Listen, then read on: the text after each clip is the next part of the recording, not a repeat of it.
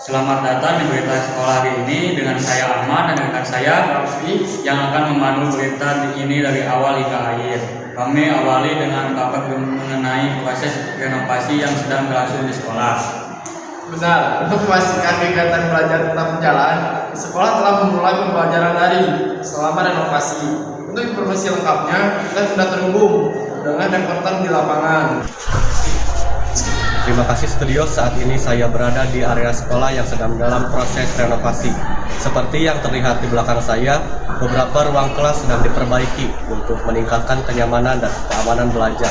Selama renovasi berlangsung, pihak sekolah memutuskan untuk mengalihkan kegiatan belajar ke pembelajaran daring. Guru-guru telah menyampaikan atau menyiapkan materi dan melalui platform online agar siswa tetap bisa mengikuti pembelajaran dari rumah.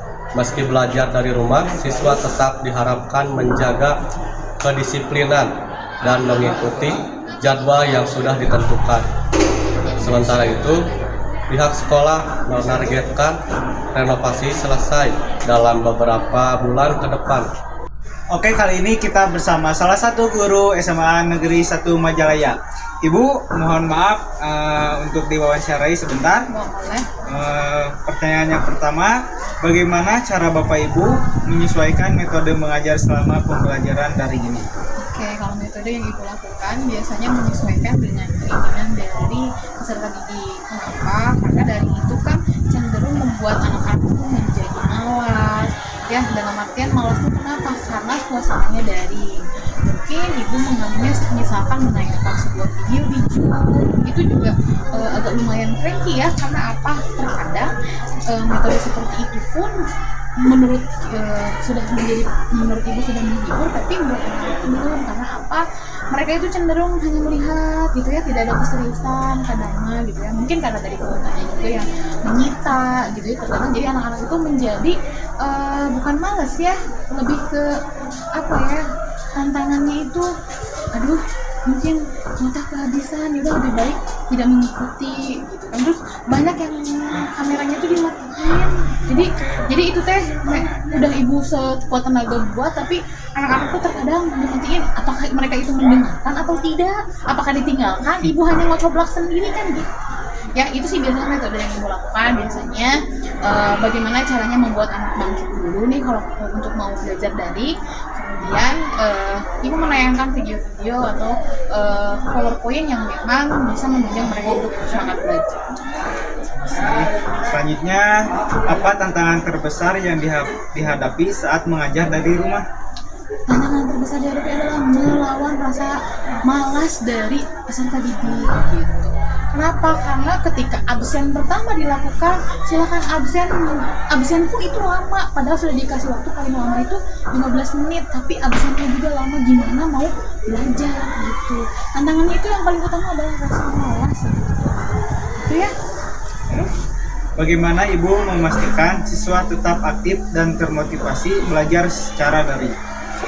Agak sulit juga sebetulnya. Pasti tetap aktif itu gini, ketika ada setelah memberikan materi, kemudian memberikan tugas, dan setelah itu tugasnya untuk segera dikirimkan via grup. Jadi mereka itu ada tantangan bahwa tugas tersebut harus segera dikumpulkan gitu. Karena kalau misalkan tidak begitu dibiarkan, sudah semangat belajar mereka ya sudah terhenti saja di sana.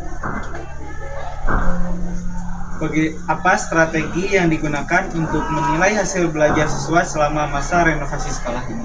Strategi mungkin tidak jauh beda dengan yang tadi ya, dengan datang atau misalkan strateginya itu gini, karena dengan adanya MBG peserta didik itu menjadi semangat mungkin ya, dengan cara ketika mengumpulkan tugas sambil membawa MBG. Begitu biasanya Ibu melakukannya ya, karena kalau misalkan nggak kayak gitu juga anak-anak kan ya Ibu kan lagi daring, lagi luring, jadi ya udahlah saya sesuaikan dengan apa yang mereka itu gitu. Karena tidak mudah sekarang kan satu kelasnya 50 orang. Bagi saya itu tidak mudah, hal yang sangat sulit menggerakkan 50 orang secara langsung untuk mau dan terus semangat dalam belajar daring. Makanya pergerakannya sekarang ketika ada NBG ini sangat membantu juga ya ketika dalam daring ini. Jadi mereka ini bisa membawa jadi selalu mengumpulkan tugas datang ke sekolah gitu.